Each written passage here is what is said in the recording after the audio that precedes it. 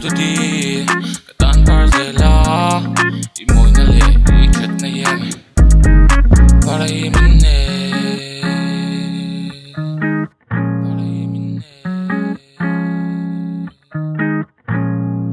katan imoy kalunga oy helsen moy kuloloy an kanem an email katin le relevant swag ne sun samin min kwar ke atan suanin katin ke atu tiga sia atu tiga siang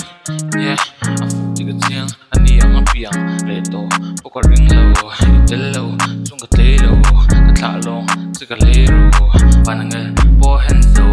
apian zireng katlining lo sak mela tar tui luang ai para hi ito na kaluang ai tan yan ni moy luang ai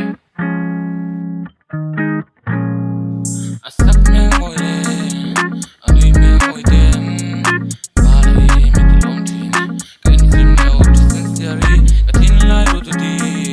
katan barzela imoy na le ikhat na yem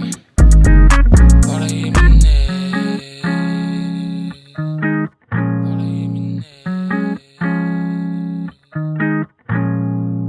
Tim ten đen tuôn sẽ lăng ngô bôi tên năng nè xua in mồ em kim mây